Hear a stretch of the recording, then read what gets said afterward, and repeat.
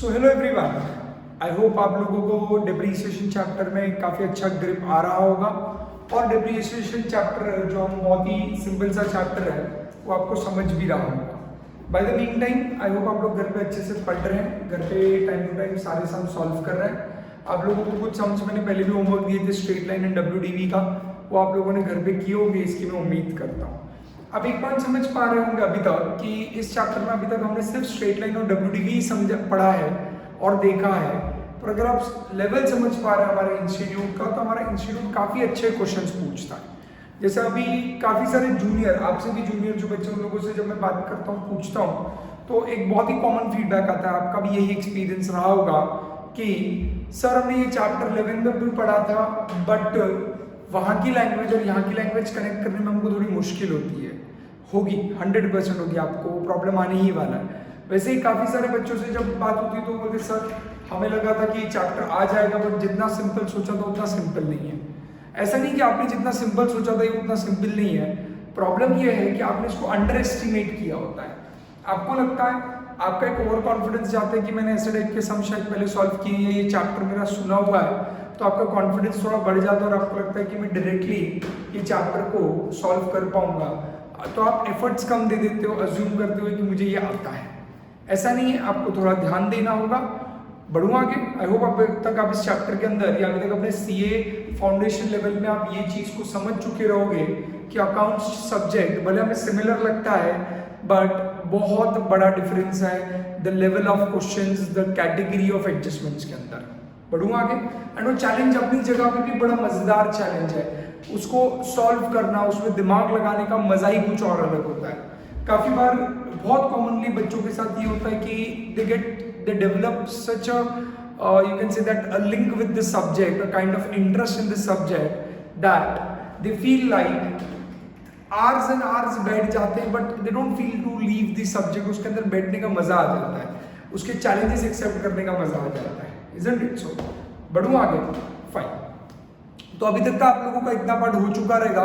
Previous lecture हमने बहुत ही ज़्यादा थ्योरेटिकल डिस्कशन कर लिया था, किस हेडिंग के बारे में, किस कॉन्सेप्ट के बारे में, that is change in method of depreciation. हम कहाँ कहाँ घूम कर आए थे, क्या क्या लॉजिक लगाया था, कौन सा अकाउंटिंग स्टैंडर्ड के बारे में डिस्कस कर लिया था। आई होप सबको इन डेप्थ लॉजिक याद होगा कि किस तरीके से हमने change in method of depreciation का थ्योरेटिकल पार्ट देखा था। आज हम फाइनली सम शुरू करने वाले, change in method of depreciation. Sum शुरू होने से पहले मैं थोड़ा आपको बैकग्राउंड बता दूं।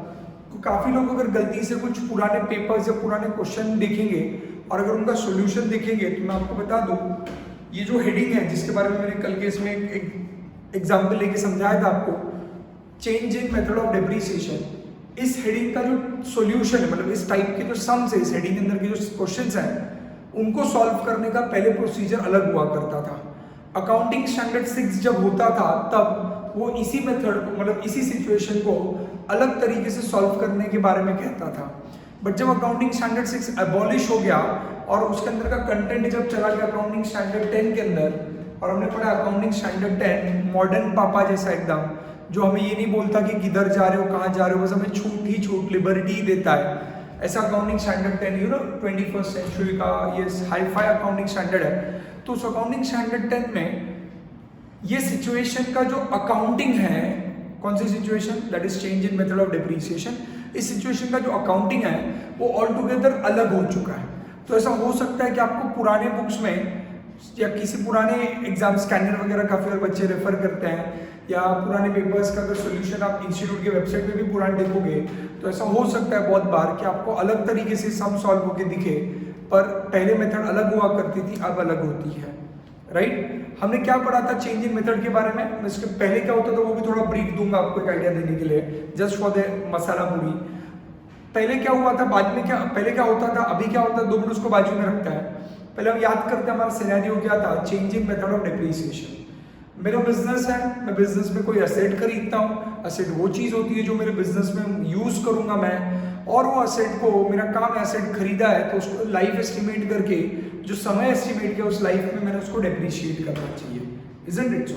अब होता ये था, मैं एक असेट खरीदता हूँ या कैटेगरी जैसे प्लांट एंड मशीनरी, भाई मैंने एक असेट खरीदा, दूसरा खरीदा, फिर वापस तीसरा खरीदा, फिर उसमें से एक आधा बेच दिया, फिर बच गए वो असेट्स के ऊपर आने वाले सालों में डिप्रीसिएशन चार्ज किया। तो ये जो मेरा प्रोसीजर था, मैंने इस तरीके के सम सॉल्व किए हुए हैं। बट इस तरीके के सम में बहुत बार बेटा क्या होता था कि ऐसा हो सकता है कि कुछ सालों बाद आपके मन में आए कि मैं मेथड चेंज कर दूं। अब हमने पिछले लेक्चर में डिटेल में डिस्कशन किया है कि अगर मैं ऐसा सोचूं कि मैं मेथड चेंज कर दूं तो क्या मैं मेथड चेंज कर सकता हूं? यस, अकाउंटिंग स्टैंडर्ड 10 ने तो खुला छूट दे दिया बेटा, मन में आए तब तो मेथड चेंज कर, कोई प्रॉब्लम नहीं है। तो मेरा पहला चिंता, मेरी पहली फिगर खत्म हो गई कि क्या मैं मेथड, मेरे मन में आया कि मैं मेथड चेंज करूं क्या? तो इस सवाल का जवाब मुझे अकाउंटिंग स्टैंडर्ड 10 ने क्या किया, अरे पब्लिक करना किसने मना किया? तो अकाउंटिंग स्टैंडर्ड 10 के हिसाब से मेथड चेंज करने में कोई इशू नहीं है। अब दूसरा सवाल आया था कि अगर मैं मेथड चेंज कर देता हूं मेरे डेप्रिसिएशन की, से फॉर एग्जांपल पहले मैं स्ट्रेट लाइन यूज कर रहा था, मैं डब्ल्यूडीवी की तरफ जाना चाह रहा हूं, मैं मेथड बदलने की बात कर रहा हूं, तो उसके मेथड चेंज करते वक्त जिस दिन मैं मेथड शिफ्ट कर रहा हूं उस वक्त अकाउंटिंग पे क्या असर पड़ता है, उस वक्त मुझे क्या अकाउंटिंग करनी पड़ती है, what should be an accounting treatment in event of change in method of depreciation. तो बहुत सिंपल सा कॉन्सेप्ट है, मेथड ऑफ डेप्रिसिएशन जब आप चेंज करते हो तो बहुत आसान सा कॉन्सेप्ट है। क्या आसान सा कॉन्सेप्ट है? रात गई बात गई, पिछले सालों में आपने जो किया भूल जाओ, वो पुरानी मेथड से कर रहे थे। जिस साल आपने डिसीजन लिया कि मेरे को मेथड चेंज करनी है, उस साल के अंत में, उस साल के लास्ट डे पे क्या करने का, जो डेप्रिसिएशन कैलकुलेट करोगे वो नए मेथड से कैलकुलेट करने का, और आगे आने वाले सालों से नए मेथड से आप कैलकुलेट कर सकते हैं। अब जब मैं कहता हूं कि मैं मेथड चेंज कर रहा हूं, तो मेथड चेंज करते वक्त शायद मैं क्या करूंगा उसके अंदर की परसेंटेज भी चेंज हो सकता है, क्योंकि मेथड चेंज करते वक्त जब मैं स्ट्रेट लाइन से डब्ल्यूडीवी या वाइस वर्सा कर रहा हूं तो शायद मेरी एस्टिमेटेड यूजफुल लाइफ चेंज हो जाए, शायद उसके अंदर का कुछ और चेंज हो जाए, तो फॉर्मूला में वापस अप्लाई करके रिकम्प्यूटेशन करूंगा डेप्रिसिएशन का, और उसके आगे से नए रेट से डेप्रिसिएशन कैलकुलेट करना चालू कर दूंगा। आ रहा समझ? इन शॉर्ट, जो एक्सरसाइज मैंने फर्स्ट डे पे की थी, बेटा कौन सा फर्स्ट डे, इधर ध्यान दे जल्दी बेटा, कौन सा फर्स्ट डे, जिस दिन हमने क्या किया था, असेट खरीदा था, उस दिन जो एक्सरसाइज की थी वो आज मुझे वापस करनी पड़ेगी जब मैं मेथड चेंज करूंगा। तो मैंने क्या एक्सरसाइज की थी एसेट खरीदते वक्त? मैंने 3 चीजें कैलकुलेट की थी। 3 चीजें कौन सी थी? 3 चीजें बता दी जल्दी से। पहली चीज क्या कैलकुलेट की थी, बोल जल्दी। सही है, क्या कैलकुलेट किया था? Historical cost. हाँ वही पूछ रहा हूँ गधे, हाँ वही 3 चीजें याद है? क्या 3 चीजें थी? पहले हिस्टोरिकल कॉस्ट कैलकुलेट करना, दूसरा लाइफ एस्टिमेट करना, तीसरा scrap value at the end of the life estimate करना। ये जो चीजें तूने कब की थी एसेट खरीदते हो, वो तुझे आज वापस करनी पड़ेगी जब तू मेथड चेंज कर रहा है, और नए मेथड के अकॉर्डिंगली तुझे नए रूल्स के हिसाब से चेंज मेथड डेप्रिसिएशन अप्लाई होगा। इस दौरान जब आप बोलते हो मैं एसएलएन से डब्ल्यूडीवी जा रहा हूँ, तो आपको पता है, मैं बता चुका हूँ, परसेंटेज भी बदल सकता है। शायद मैं पहले 10% ले रहा था, अभी 15% यूज करता हूँ। डन? मैं आपको ब्रीफिंग दे दूँ एक तरीके का वापस एक बार फटाक से। पहले क्या होता था? पहले ये सम जो था ना, ये जो कैटेगरी थी change in method of depreciation, ये पहले बहुत इंपॉर्टेंट हुआ करती थी। क्यों पहले बहुत इंपॉर्टेंट हुआ करती थी? क्योंकि पुरानी मेथड थी ना, वो थोड़ी कॉम्प्लेक्स थी। तो कॉम्प्लेक्स होने की वजह से ना एग्जाम फेवरेट क्वेश्चन होता था, मतलब एग्जाम में इसके ऊपर क्वेश्चन पूछते ही थे, 100% पूछते थे चेंज इन मेथड के ऊपर। क्यों? क्योंकि पुराना जो रूल था ना वो थोड़ा कॉम्प्लिकेटेड था, तो उसमें मजा आता था, मतलब एग्जामिनर को भी पेपर के अंदर ऐसे सवाल पूछे बहुत मजा आता था, राइट? बट क्या हो गया, जब ये नया रूल आया जो अकाउंटिंग स्टैंडर्ड 10 है, इसने एकदम आसान कर दिया, पचका कर दिया, पचका। वो रूल जो पुराना जो कॉम्प्लेक्सिटी थी, पुरानी जो डिफिकल्टी थी, वो उसने निकाल दी। अब क्या हुआ, अब रूल चेंज हो गया और नया रूल इतना सिंपल, जो भी हम डिस्कस कर रहे हैं, क्या रात गई बात गई वाला रूल, कि भाई पिछले साल में जो किया वो छोड़ दे, अब से जिस साल तुम सोचता है नई मेथड अप्लाई करना, उस साल से नई मेथड के हिसाब से डेप्रिसिएशन कैलकुलेट करना शुरू कर देना। ये जो नया रूल आया अकाउंटिंग स्टैंडर्ड है, इट इज सो पंचड, इतना पंचड हो गया कि अब एग्जाम में आएगा, ऐसा नहीं बोल रहा हूँ, बट वो उतना फेवरेट नहीं रहा एग्जामिनर्स के लिए, पेपर सेटर्स के लिए, जो पहले फेवरेट हुआ करता था ये कैटेगरी, क्योंकि पहले कॉम्प्लेक्सिटी ज्यादा होती थी। डन? श्योर? पर अपन अभी फिलहाल के लिए इसके ऊपर डिस्कशन करेंगे। हम इसके ऊपर पहले एक इलस्ट्रेशन देखेंगे, उसके ऊपर बहुत सारे मैंने आपको पीछे प्रॉब्लम्स भी दिए हुए हैं, वो भी डिस्कस करेंगे। बट हम आज के लिए स्टार्ट करेंगे इलस्ट्रेशन नंबर 7 से। क्या हम तैयार हैं? डन? चले फटाफट से अपने नोट्स ओपन करें और नोट्स में देखें इलस्ट्रेशन नंबर 7। वापस पेंसिल स्केल नीचे, पेन नीचे, हाँ तू पेन नीचे रख जल्दी, यस। अब यहाँ पे आप ध्यान दोगे फटाक से, क्वेश्चन रीड करना है, क्वेश्चन जब तक 2 बार रीड ना हो तब तक हम आगे बढ़ेंगे क्या? नहीं। आ जाओ, तो मेरे आई होप सबके सामने इलस्ट्रेशन नंबर 7 है क्या? आ जाओ, तो क्या बोला है इलस्ट्रेशन 7 प्रस्तुत हो रहा है आपके कंप्यूटर स्क्रीन पे, यस, या मोबाइल स्क्रीन पे। अब देख रहे हैं आपके सामने बोला गया मेसर्स अंशुल एंड कंपनी है क्या, कमेंस्ड बिजनेस ऑन 1 जन 2011। बेटा डेट पे ध्यान दे, कब से शुरू किया? 1 जन 2011 when they purchased। उस साल बिजनेस शुरू किया, और बिजनेस शुरू करते वक्त ऑब्वियसली शुभ काम की शुरुआत कहाँ से की गई? असेट खरीद के। when they purchased plant and equipment, मिला क्या? कितने का खरीदा? 7 लाख। they adopted, कौन सी पॉलिसी अडॉप्ट की? देख तो जल्दी, क्या बोला है? they adopted a policy of charging depreciation at 15% per annum, है क्या? on diminishing balance basis, मतलब मेथड कौन सा था? WDV। and over the years the purchases of the plant have been, तो पहले प्लांट है, अभी नाम प्लांट एंड इक्विपमेंट दिया हुआ है, कोई भी नाम तो अपने को की फर्क पड़ता है, राइट यार। चल, तो पहले प्लांट एंड इक्विपमेंट 1 जन 11 को तूने कितने का खरीदा था? 7 लाख। ऊपर वाला मत भूलियो। फिर 1 साल बाद तेरा मन नहीं भरा तो 1 जन 12 को तूने वापस एक एसेट खरीदा 1,50,000 का। लालची कहीं के तेरा इसमें भी मन नहीं भरा तो 1 जन 15 को ले, बेशरम ले और एक खरीद, कितने का एसेट खरीदा? और 2 लाख रुपीस का। अब आया 1 Jan 2015, it was decided to change. इस दिन इन गधों को सोचा कि अपन क्या करेंगे? चेंज करेंगे, change the method and the rate of depreciation to straight line. हमने बोला मेथड चेंज कर देंगे, और कहाँ पर आएंगे? स्ट्रेट लाइन मेथड पे। मिला क्या? On this date remaining useful life was assessed as 6 years। इस दिन हमने सोचा, इस दिन हमने वापस, मैंने कहा ना जो स्टार्टिंग में करोगे वापस करोगे, राइट? आपने असेस किया रिमेनिंग लाइफ 6 साल है for all the assets purchased before 1 जन 15। 1 जन 15 से पहले कौन सा एसेट खरीदा बेटा? वो 7 लाख वाला और 1,50,000, 1.5 लाख वाला, राइट क्या? उन दोनों के ऊपर उनकी लाइफ कितनी एस्टिमेट की गई? 6 years with no scrap value, बढ़िया है। and 10 years for the assets purchased on 1st Jan 15 जो खरीदा था। Calculate the difference in depreciation to be adjusted in plant and equipment account for the year ending 31st December 2015। तो आपको बोला depreciation का difference calculate करो, जो आप उस साल एडजस्ट करोगे, मतलब उस साल रिकॉर्ड करोगे कि एग्जैक्टली आपका डिफरेंस कितना आया। डन? चलो बढ़ूँ आगे, शो डन है सब लोग? चलो तो हम लोग क्विकली आगे बढ़ेंगे, और हम लोग जैसा वर्किंग नोट बनाते थे बेटा वैसा वर्किंग नोट बनाएंगे, कोई टेंशन नहीं, कोई इशू नहीं, कुछ नहीं। बड़े चल, अब मैं यहाँ पे वर्किंग नोट बोर्ड पे स्टार्ट कर रहा हूँ। वापस भाई नीचे, हथियार नीचे, सरेंडर करो, छोड़ कर दे। पेन पेंसिल नीचे रखा, स्केल नीचे रखा। अब यहाँ पे ध्यान देंगे, पहले इंपॉर्टेंट है, मैं पहले वर्किंग नोट अच्छे से बना दूंगा, फिर हम लोग बाकी का बाद में सॉल्व अकाउंट बाद में करेंगे। आई होप सबको पता है कि सम की शुरुआत हमेशा पहले वर्किंग नोट से शुरू होती है, इसको हम वर्किंग टेबल भी कहते हैं, राइट?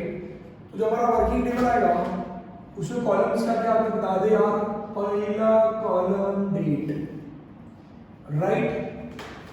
दूसरा कॉलम पर्टिकुलर्स, तीसरा कॉलम कितनी मशीनरीज थे? बहुत ज्यादा। कितने एसेट थे? कितने? तो पहला देखो प्लांट एंड इक्विपमेंट पहला मिला, कहते हैं 1 जन 11 को जो बिजनेस स्टार्ट किया था तब मिला। फिर दूसरा कब खरीदा था? 1 जन 2012 में खरीदा था, राइट? और कितना अच्छा। तीसरा में जो आपने खरीदा वो कब खरीदा? 1 Jan 2015। Like a good boy, खरीदा तो सिर्फ 1 जन को ही खरीदा है, राइट? उसके बाद लास्ट में आपका क्या आ गया? Total depreciation. डन? बढ़ूं आगे पक्का? चलो अब अपन एक एक करके आएंगे। पहले तो अपना शुरुआत एकदम अपन जन्म की एकदम बचपन से पैदा होने के दिन से निकालेंगे। तो अपना असेट अपन कब खरीदा था? 1 जन 11, बराबर है? 1 जन 11 को अपन ने क्या किया? परचेस, है क्या सब लोग के साथ? पता कितने का परचेज किया 7 लाख हमने क्या कर लिया परचेज कर लिया डन। उसके बाद 1/11 को जब हमने परचेज कर लिया ऐसा और कुछ नहीं किया था एंड कब हुआ 31 दिसंबर 2011 को अपन क्या कैलकुलेट करेगा डेप्रीसिएशन। अब बोलो मत क्वेश्चन में आपको क्लियर कट दिया हुआ है वहां पर क्लियर कट जे आज क्लियर कट क्या बोला क्लियर कट पहले आपने डेप्रीसिएशन कब कैलकुलेट करना है 31 दिसंबर को तो ठीक है और रेट कितना बोला आपको 15% ऑन डिमिनिशिंग बैलेंस करेगा 7 लाख का 10% इज 70,000। अब तो अपन 15% शॉर्टकट करते हैं अपन कैलकुलेटर के ऊपर डिपेंडेंट नहीं अपन इतना पाई नहीं है। हाँ ऑब्वियसली आगे WDO कैलकुलेटर लगेगा अच्छा बट छोटे छोटे कैलकुलेशन जहाँ पे पॉसिबल है हम विदाउट कैलकुलेटर जाएंगे। 7 लाख का 10% 70,000 आता है उसका आधा 35,000 हो गया 5% हो गया 15% इज 70 प्लस 35 कितना आएगा 1,05,000। डेप्रीसिएशन आ गया टोटल डेप्रीसिएशन में भी तेरा उस साल का डेप्रीसिएशन आ गया निकाल लें फिर तेरा क्या आ गया बैलेंस ये अगले साल की शुरुआत में भी ले सकता है 1 जनवरी 2012 कितना आ गया आपका 5,95,000 है क्या पर 1 जनवरी 2012 को और एक घटना हुई हमारे साथ हमने वापस परचेज किया और कितने का परचेज किया 1,50,000। अब हमको थोड़ी पता था कि हम मेथड चेंज करने वाला तो हमारे 2012 में हम तो नॉर्मल सी जिंदगी जी रहे थे। हम हर साल असेट पे नॉर्मल तरीके से ही तो डेप्रीसिएशन कैलकुलेट किए जा रहे थे। हमें थोड़ी पता था क्या पता था कि कल जाके मेथड चेंज करने का कभी थोड़ी सोचा था। तो 2012 के ईयर में वापस आप कब जाओगे 31 दिसंबर 2012 कब डेप्रीसिएशन देखो थोड़ा इससे लिख रहा हूँ शायद आपको स्क्रीन में दिखे इसीलिए। तो आपका 31 दिसंबर 2012 को क्या आ जाएगा वापस डेप्रीसिएशन क्वाइट सिंपल डन। अगर अपने को एक पे डेप्रीसिएशन निकालना आ गया मेथड कौन सी थी बेटा पहले थी बोलना जल्दी स्टेटमेंट की WDV थी ना सच्ची तू क्या करेगा 5,95,000 का कितना परसेंट 15%। अब क्या करेगा बेटा कैलकुलेशन से ना तुरंत कर लीजिए मतलब इसके ऊपर 15% आता है 89,250। अब तेरे पास कैलकुलेटर रहेगा तो तूने माइनस इज इक्वल टू कर दिया तो तुरंत तेरे पास बैलेंस आ गया। कब का बैलेंस आ गया 1 जनवरी 13 का बैलेंस आ गया राइट। तो तुरंत उसका बैलेंस लिख देगा माइनस इज इक्वल टू करके तो वो आता है 5,05,750 समझते हैं उसका बैलेंस आ गया 5,05,750 डन। 1,50,000 पे भी तेरा कितना आ जाएगा 15% पूरे साल का रुपए बेटा यस ऑब्वियसली साल का आएगा तो ये कितना आ गया 22,500 इसको मैं पता लगे माइनस इज इक्वल टू कर लिया तो आ गया 1,27,500। वो दोनों का डेप्रीसिएशन अगर मैं ऐड करूं तो आपका टोटल डेप्रीसिएशन आ गया 1,750 डन। ये आगे दोनों के बैलेंसेस हमें चेक करना चाहूंगा कि तीसरे साल क्या हुआ था मतलब पहला साल 2011 था दूसरा साल 2012 था मैं 2013 में आया। लेट्स चेक इट आउट 2013 में कुछ हुआ था क्या ना 2013 में कुछ खरीदा ही नहीं था तो 31 दिसंबर 2013 आया और 31 दिसंबर 2013 को अपना क्या आया डेप्रीसिएशन आया क्या 31 दिसंबर 2013 को वापस अपना डेप्रीसिएशन आएगा। आप सबको पता है मेथड कौन सी चल रही फटाफट WDV 5,05,750 का वापस 15% इजंट अब राउंड ऑफ कर सकते हो इट्स कंप्लीटली फाइन। तो यहाँ पर डेप्रीसिएशन आया मेरा 75,863 ले लिया मैंने उसको। आपको तो आपने ऐसे चिल्ली का में नहीं पसंद अपने को राइट चिल्लर में 50 पैसों की बातें नहीं करते तो 75,683 आया माइनस इज इक्वल टू कर लिया बैलेंस बच गया 4,29,887। या क्या था 1 जनवरी 2014 का बैलेंस। दिल्ली दूर है बेटा, 2015 में गड़बड़ हुआ था, पर ये जो 1,27,500 वाला सेट था इस पे भी तो मस्त मस्त 15% डिप्रिसिएशन आएगा। तो ये आ गया 19,125 डन। इसको हमने वापस माइनस इक्वल टू कर लिया, तो ये आ गया 1,08,375। अपने लगेज डिप्रिसिएशन ले लिया 75,863, 19,125 राइट, 91,988। अब बेटा यहाँ पर तो 50-50 पैसों का भी कैलकुलेशन करता चलता, तो यहाँ पर 2 रुपीज देता तो यहाँ पर 8 रुपीज आ जाता, तो वहां पर भी राउंड ऑफ करता तो भी चलता। 1 रुपए का डिफरेंस डब्ल्यूडीवी मेथड में 2-5 रुपए का डेसिमल का राउंडिंग ऑफ का फर्क आ सकता है। आपके आंसर्स में मार्क्स नहीं कटेंगे एग्जाम के अगर आपके डिफरेंसेस रहे। अब ये साल खत्म होगा 31 दिसंबर 2014 को, मानते हैं तो वापस ये साल कुछ नहीं, वापस ये साल क्या देख, तेरे को थोड़ी पता था 2014 तक तो डब्ल्यूडीवी मेथड से कुछ चेंज करना है, तो नॉर्मल अकाउंटिंग डिप्रिसिएशन। अभी मैं वर्किंग क्यों कर रहा हूँ, सुन, तुझे सम में अगर तूने अच्छे से पढ़ा करेगा तो लास्ट लाइन में कहा गया है ईयर एंडिंग 31 दिसंबर 15, तेरे से असेट अकाउंट एक ही साल का मांगा गया है, एक ही साल का। वो कौन सा साल है, 2015 का। पर 2015 के बैलेंसेस के लिए तेरे को पीछे का पूरा वर्किंग नोट बनाना पड़ेगा, तो उस दिन के बैलेंसेस में आएगा। समझ रहे हो क्या बोल रहा हूँ? इसका अपन स्टार्टिंग से पूरा अकाउंट बनाया, बट मेरे को अकाउंटिंग 2011 से नहीं पूछा है, अकाउंटिंग से एक ही साल का पूछा है, कौन सा 2015। अगर 11 से भी पूछते तो भी कोई बहुत बड़ी बात नहीं, मैंने वर्किंग नोट में वैसे भी सारी की सारी इंफॉर्मेशंस निकाल के रखी। क्या सब कंफर्टेबल है? बढ़ो आगे। तो आप देख सकते हैं आपका वहां पे 4,29,887 था, तो B question right, so it comes to somewhere 64,483। बेटा दूसरे तो खुद का कॉमन सेंस लगा, देखो लग रहा है 1,05,000, 89,250, 75,863, 64। धीरे धीरे तेरा WDV is the method, WDV होने की वजह से अमाउंट हमेशा क्या होती जाएगी, कम होती जाएगी। सोचो डन। यहाँ पे आएगा 1 जनवरी 2015, ये डेट सुन के दिल की धड़कनें बढ़ गई क्योंकि इसी डेट का तो इंतजार था। पर उसके पहले बैलेंस कितना, 365 होल 0 होल। हाँ, वो बेचारा दूसरा वाला जो एसेट था 1.5 लाख वाला, उसका वैल्यू था 1,08,375 का, 15% बोले तो 16,250 सिखाएगा बस, है क्या सबके पास? कैलकुलेटर पे यूज कर देगा सब। चल 16,256 आएगा, minus is equal to balance आ गया 92,119।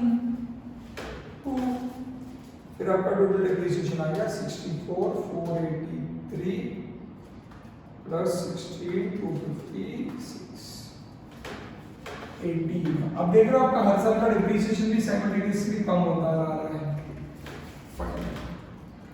अब आ गया अपन 1 जनवरी 2015, क्या क्या अपन ने वापस परचेस करेगा इस बार।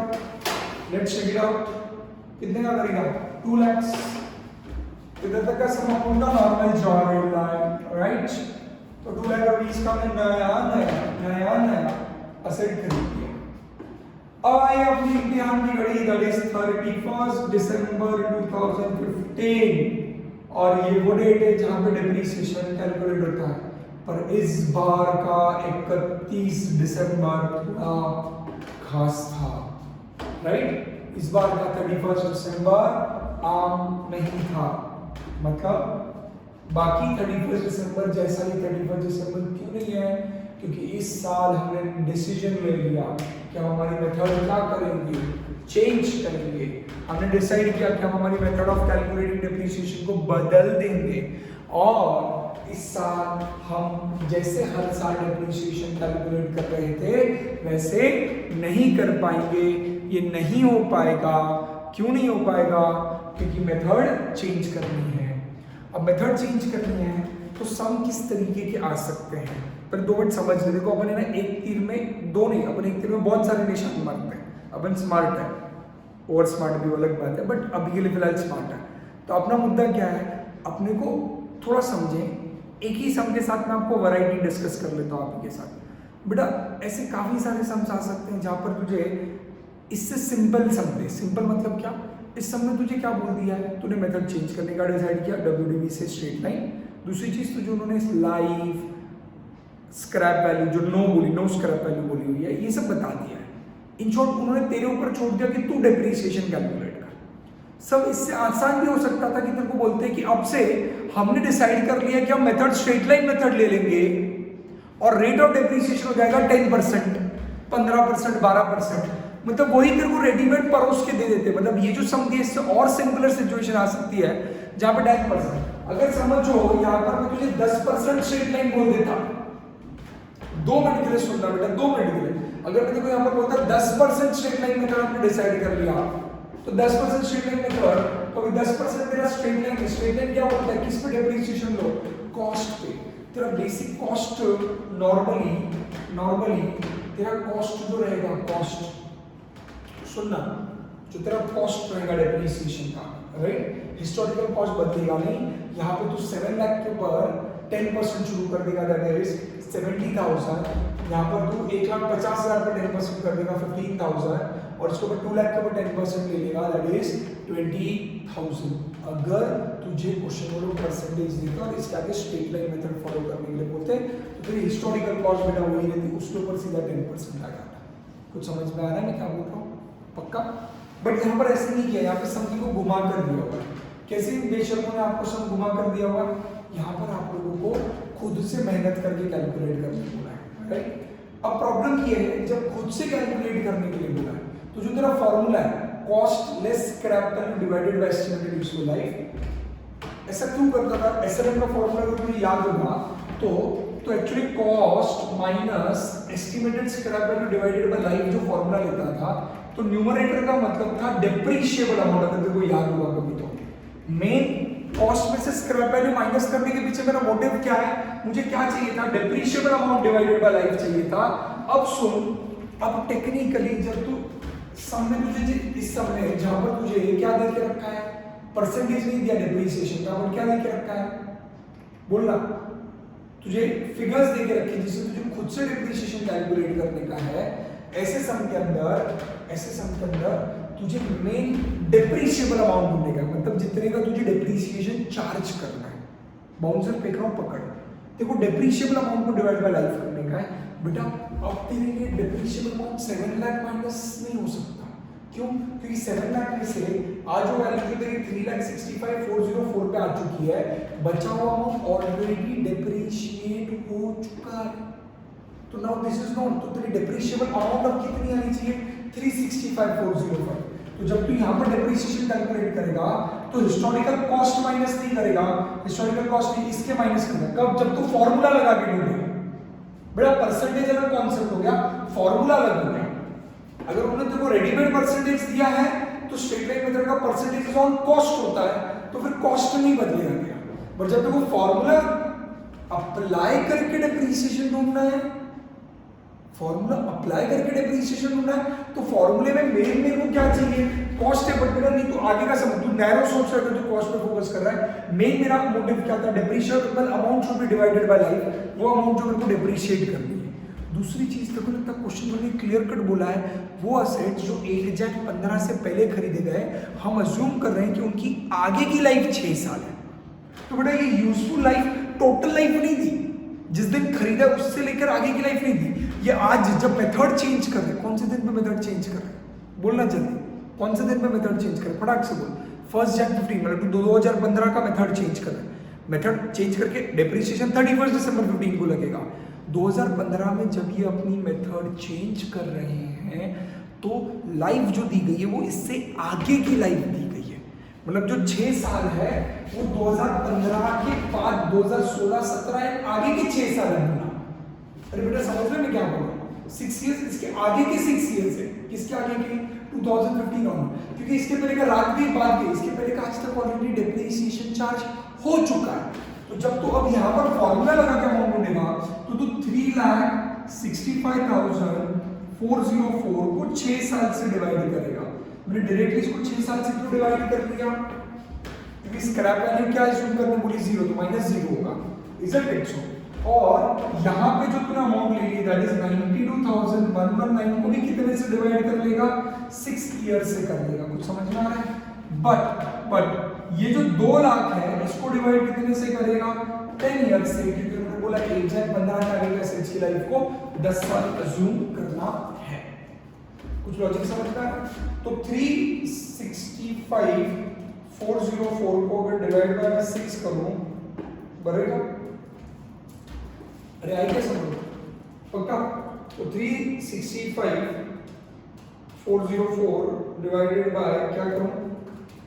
6 करूं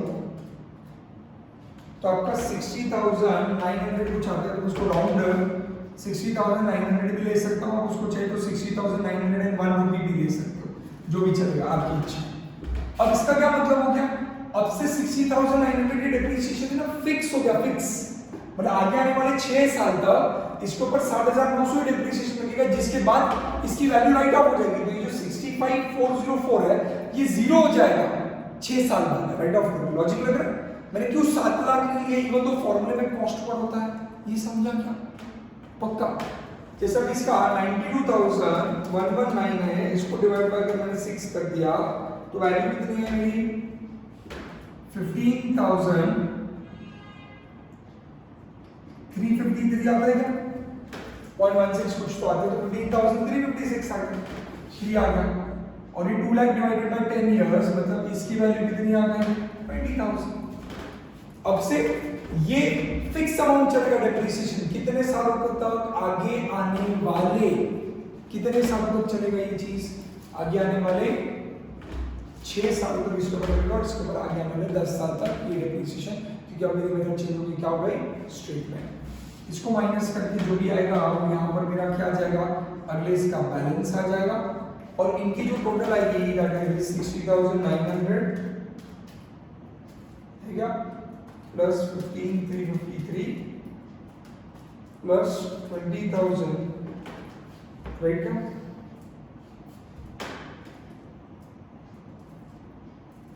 जस्ट 60,900 प्लस 15,353 प्लस 20,000, 96,053 ये मेरा क्या आ गया?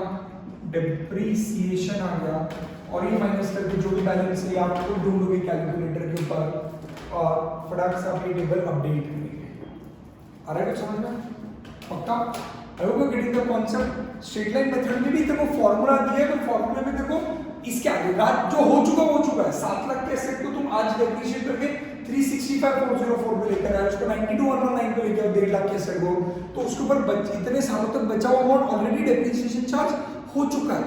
हो गया वो हो गया, तो उसको नहीं बदल सकता, तो पीछे जाके अमाउंट्स को नहीं बदल सकता, वो already amount books of accounts में पिछले सालों में रिकॉर्डेड हो चुकी है। तो जो भी करेगा वो आगे करेगा, फॉरवर्ड लुकिंग करेगा। तो आगे की लाइफ अगर 6 साल है तो 6 साल में तुझे किसको राइट ऑफ करना है? 7 लाख को नहीं, 365,405 को, 1.5 लाख को नहीं, 92,119 को। Is that very clear? पक्का वाला? चलिए फटाक से चलिए वीडियो पॉज करके प्लीज कमेंट अपडेट कर लें फास्ट क्विक। फाइन, सो आप लोगों ने वर्किंग कर लिया होगा श्योर। चलो तो अकाउंट बना लें क्विकली। अब अपन क्या करेंगे? अपने को क्वेश्चन में से वर्किंग नोट नहीं पूछा था, अपने को मेन अकाउंटिंग पूछा था, आखिरी साल में जो होगा उस चीज का, राइट क्या? चलो अकाउंट बनाए। फाइन, तो आप लोगों को क्विकली क्या करना है? ऑलरेडी अकाउंट ड्रॉ करना है। अकाउंट सबको पता है कौन सा अकाउंट बनेगा? असेट का अकाउंट, जिसका नाम क्या है इस बार? Plant and equipment account. Done क्या? चले सिंपल सा अकाउंट है। कौन से साल का अकाउंट बनाना है? 2015 का। तो सबसे पहले तुझे 1 Jan 15 को डेबिट में क्या लिखना पड़ेगा बेटा? To balance brought down. Now this is also interesting. 1 Jan 15 को बेटा तेरे पास बैलेंस में पहले 2 असेट्स थे, तो तेरे को इनकी अमाउंट भी कैलकुलेटर से निकालनी पड़ेगी। दैट इज 365,404 प्लस 92,119 तो तेरा 457 253 होगा। अगर तू समझ पा रहा है तो 4,57,253 ये तेरा बैलेंस था उस दिन। किस दिन बैलेंस था? 1 जनवरी 2015 को। फिर उसी डेट 1 जनवरी 15 को तेरे डेबिट में आया टू बैंक, तूने 2 लाख रुपए का और एक सेट खरीदा। क्वाइट सिंपल, कुछ नहीं करना, भूल जा। 20 साल से तू नया मेथड आ गया। आज तक तू WDV फॉलो कर रहा था, इट्स ओके, अब SLM पे आ गया। अब 31 दिसंबर 2015 को बाय क्या आ जाएगा? डेप्रीसिएशन। ये ऑलरेडी तूने वर्किंग नोट में निकाल के रख दिया है। कितना आ रहा है तेरा लास्ट ईयर का? गैस 96,253। तो तेरा डेप्रीसिएशन आया 96,253। और अब तो 31 दिसंबर 2015 है, वो समझ 96,253 में तीनों असेट्स का डेप्रीसिएशन इंक्लूडेड है। यहाँ पर आ जाएगा तेरा बाय बैलेंस क्या? Carried down. बस कैलकुलेटर में ढूंढ लो। 457 253 था क्या? पक्का? उसमें तेरा ऐड क्या हुआ डेबिट का? 2 lakhs। उसमें से माइनस कितना किया तूने? 96,253। तो राउंड तेरे पास अमाउंट कितना अच्छा आ गया? 5,61,000। तेरा क्या आ गया? बैलेंस आ गया। किसका बैलेंस आ गया? तेरे असेट अकाउंट का। समझाए क्या? पक्का? श्योर? डन? चल अपडेट कर लेते हैं क्विकली।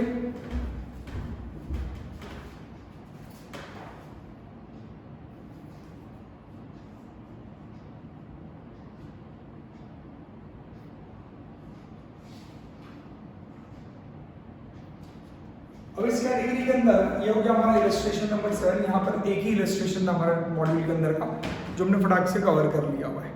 आपके लिए मैंने कुछ पास्ट एग्जाम्स के क्वेश्चंस डाले हुए हैं, पर एक गड़बड़ हो गई एक्चुअली इसमें। पुराने पैटर्न के, जो मैं आपको कह रहा था, पुराना मेथड जो था, जो पहले यूज होता था अकाउंटिंग स्टैंडर्ड 6 के अंदर इस टाइप के सिचुएशंस को डील करने के लिए, वो मेथड जो अभी नहीं रहा, बट उसके कुछ क्वेश्चंस आ गए। तो मुझे कहते हुए दुख हो रहा है, आपको जानकर ऑब्वियसली बहुत बड़ी खुशी होगी कि आपको सेक्शन 2 में से कुछ क्वेश्चंस को कट कर देना है, क्योंकि कुछ क्वेश्चंस गलती से पुराने पैटर्न के आ चुके हैं, जिसको अपने को डिलीट करना पड़ेगा। तो उसमें कुछ एरर्स भी हैं, वो भी मैं आपको रेक्टिफाई करवा रहा हूँ। आ जाए फटाक से। आप लोग नोट्स में पीछे देखोगे तो आई गेस हम लोग 1 to 7 क्वेश्चंस कर चुके हैं पीछे सेक्शन 2 के अंदर। 1 से लेके 7 नंबर तक के हमारे क्वेश्चंस हो चुके हैं। फिर हम लोग जब आए तो आपको हेडिंग दी, 8th के ऊपर heading the change in method of depreciation, जो अभी हमने पढ़ा। तो 8th वाला सम के अंदर कुछ करेक्शन से पहले वो कर लें, राइट। 8th वाले सम के अंदर जब आप आओगे तो सबसे पहला जो करेक्शन है, पहला पैराग्राफ जो है, पहला पैराग्राफ उसकी 3rd line, planned purchase on 1 जनवरी, वहां पे आ गया 1998, दिख रहा है? उसको कट करके करें 1988। जिनके नोट्स में अगर ये ऑलरेडी करेक्शन हो चुका रहेगा टेंशन ना लें, पुराने नोट्स में करेक्शन नहीं हुआ है, तो जिनका हो चुका रहेगा अच्छी बात है। तो वहां पे करें 1 जनवरी 1998 नहीं, ये 3rd लाइन में वो 1988 है, 1988 है।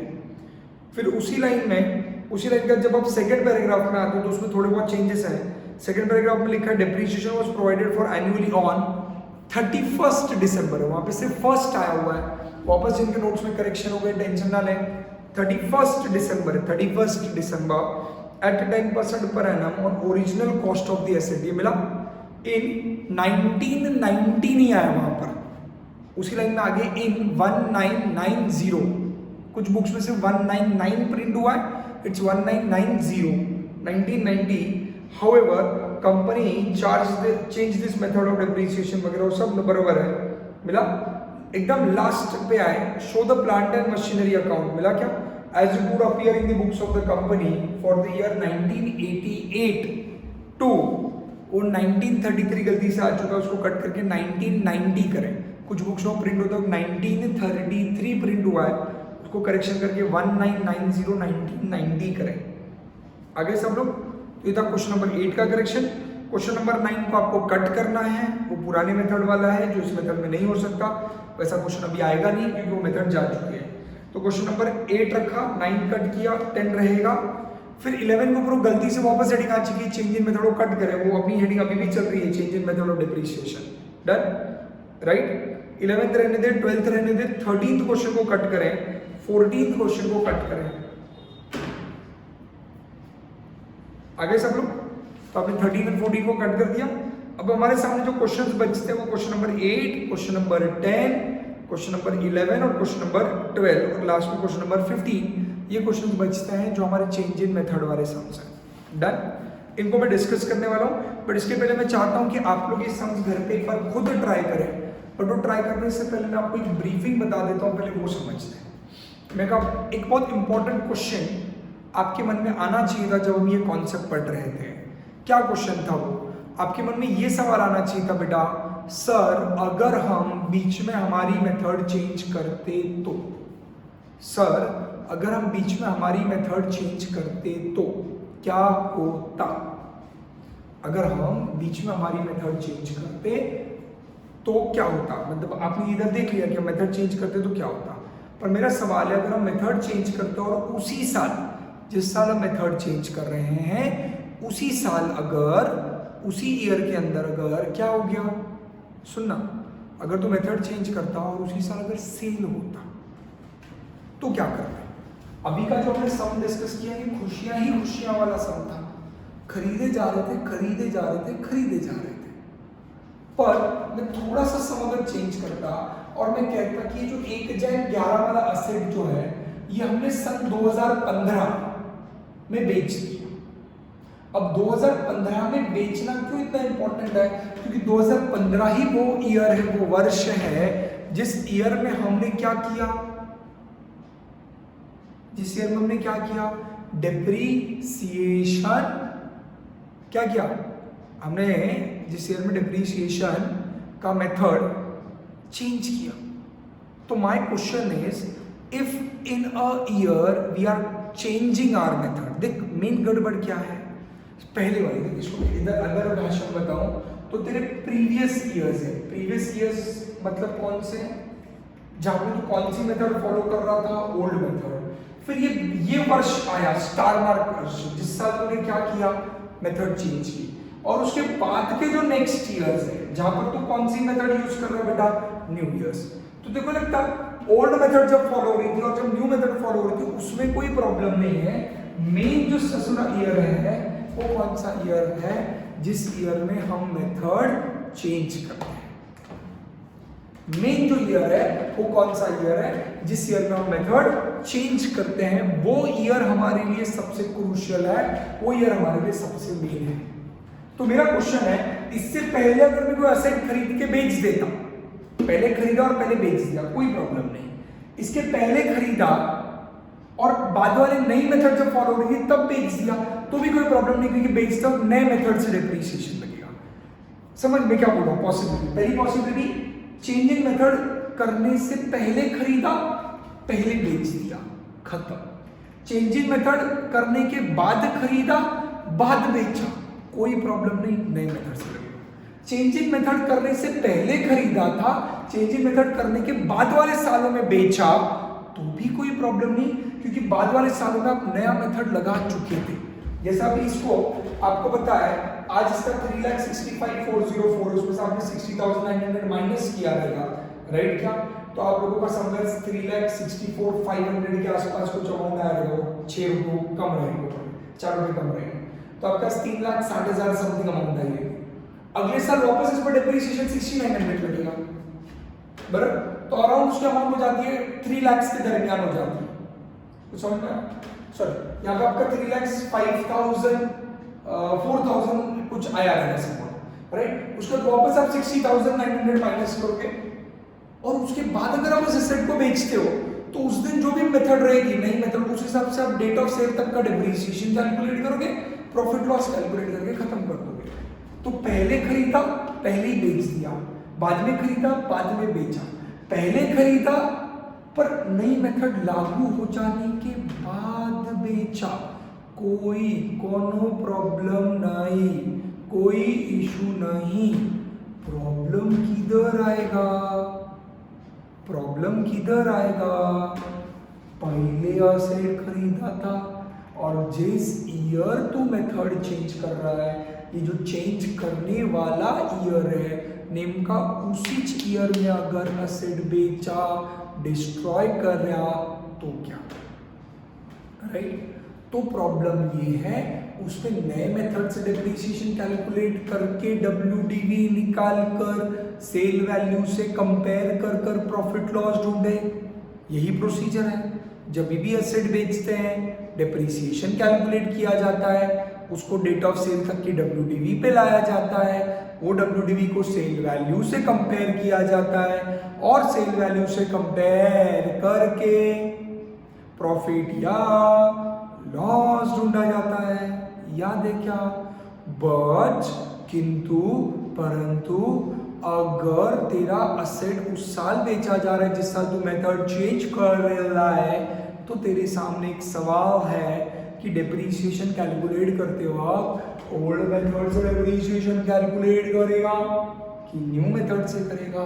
जैसे 2015 वर्ष के अंदर की तू पहली वाली 7 लाख वाली अगर मशीनरी बेचता या उसमें से कोई पार्ट बेचता, तो तू नए मेथड से डेप्रिसिएशन कैलकुलेट करता कि ओल्ड मेथड से डेप्रिसिएशन कैलकुलेट करता? बोलना। सिनेरियो समझा मैं किस सिनेरियो से डील कर रहा हूं, वो बेसिक चीज समझी सब बता। नई मेथड लगा देंगे, ओल्ड मेथड लगा, जल्दी फास्ट ओल्ड मेथड अप्लाई। मतलब अगर मैं कहता कि ये जो 1 जन 15 को अपन ने नवा सेट खरीदा 2 लाख का, फाइन, ये जो डेप्रिसिएशन का जो चेंज है, देखो वो लोग क्वेश्चन में आपको कहेंगे कि हम नई मेथड अप्लाई कर रहे हैं 2015 से, पर नॉर्मली डेप्रिसिएशन कब कैलकुलेट होता है? नॉर्मली बोल रहा हूँ बेटा मैं, नॉर्मली डेप्रिसिएशन कब कैलकुलेट होता है? ईयर एंड में। तो नई मेथड का जो ये जो हिसाब किताब है, ये हमेशा तेरे को कब करना है? ईयर एंड में। तो अगर इसके बीच में कभी अगर तू सेल कर देता है, इसके बीच में कहीं पर, मतलब साल की शुरुआत का तेरे पास क्या आया? बैलेंस। ईयर एंड में तो क्या करना है? डेप्रिसिएशन। इसके बीच में अगर तो कोई एसेट बेचता, सेल करता, तो सेल करता तो उस पर डेप्रिसिएशन जो कैलकुलेट करता वो कौन से मेथड से करता? Old method. वापस बोलो, कौन से मेथड से करता? Old method. डेप्रिसिएशन मेथड कौन सी आती? ओल्ड। क्योंकि नई मेथड उन्हीं एसेट्स पे एप्लीकेबल होगी जो लास्ट डे पे जिंदा है। वापस कह रहा हूं, नई मेथड उन्हीं एसेट्स पे एप्लीकेबल होगी जो एसेट्स लास्ट डे पे जिंदा है, मतलब लास्ट डे पे वो एसेट्स अवेलेबल है हमारे पास। कुछ समझ में आ रहा है? तो अगर एसेट को साल के बीच में ही एक्सटिंग्विश हो गया, सेल हो गया, डिस्ट्रॉय हो गया, डिस्कार्ड हो गया, स्क्रैप कर दिया हमने उसको, तो उसके ऊपर ओल्ड मेथड ही लगेगी। जैसे 2 लाख हमने साल में खरीदा, ये 2 लाख साल की शुरुआत में खरीदा, बीच में जब भी खरीदते तो इसमें मेथड कौन सा अप्लाई होती है? मैं कैलकुलेशंस में नहीं पढ़ रहा हूँ, मैं मेथड की बात कर रहा हूँ। आगे कैलकुलेशंस आपका काम है। मेथड कौन सी अप्लाई होती है बेटा? न्यू मेथड अप्लाई होती है। कब? क्योंकि खरीदा गया है इस साल, तो इस साल खरीदने का ईयर एंड में एग्जिस्ट कर रहा है क्या? हाँ। लास्ट डे में जो एसेट एग्जिस्ट करेगा उस पर न्यू मेथड लगेगी। साल के बीच में अगर आप कोई एसेट बेच दोगे, कौन से साल की बात कर रहा हूँ? जिस साल आप चेंज कर रहे हो मेथड, उस साल के बीच में अगर आप एसेट बेच दोगे तो कौन सी मेथड आएगी? Old method. Is that very clear? अब मैं आपको सीधा लमसम होमवर्क दे रहा हूँ, चेंजिंग मेथड के सम्स आपको ट्राई करने हैं। ट्राई करने के बाद मैं नेक्स्ट लेक्चर में उस पर डिस्कशन करूंगा। आपको कोई सम में डाउट है तो मुझे बताएं। तो आपके सेक्शन 2 का question number 8, question number 10, question number कौन सा अगला? 11, 12 और लास्ट में कौन सा आया? Question number 15। हाँ, क्वेश्चन नंबर 15 में सिर्फ एक छोटा सा चेंज कर दो। क्वेश्चन नंबर 15 में लास्ट में देखो, लास्ट टाइम में क्या बोला है? You are required to prepare the following accounts in the books of company.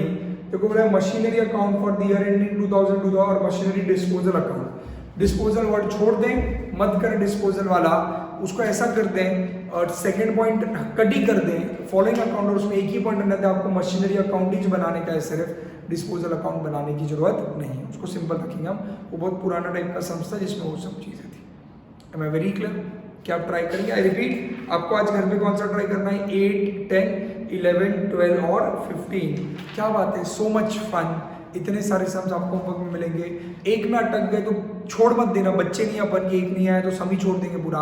एक नहीं आया तो अगले पे जाएं, अगला नहीं आया तो अगले पे करें। आपके पास 5 क्वेश्चन होमवर्क में, सफिशिएंट होमवर्क है। अपने हिसाब से ट्राई करें। नेक्स्ट लेक्चर में मैं होमवर्क डिस्कस करूंगा। Is that very clear? तो आज के लिए हम डिप्रिसिएशन चैप्टर में यहीं पे रुकेंगे। तब तक के लिए आपका काम है कि आप लोग घर पे अच्छे से होमवर्क करें, ये कैटेगरी को कवर करें। नेक्स्ट लेक्चर के अंदर मैं इसके अंदर के सारे डाउट्स और जो प्रॉब्लम्स आपको आने वाले वो मैं डिस्कस करूंगा। तब तक आपको खुद से ट्राई करना है। उसके नेक्स्ट लेक्चर से हम चैप्टर आगे बढ़ाएंगे। बस चैप्टर आखिरी का 20% 30% बच चुका है, बाकी हमारा मेनली चैप्टर यहाँ पर काफ़ी हद तक कंप्लीट हो रहा है, राइट?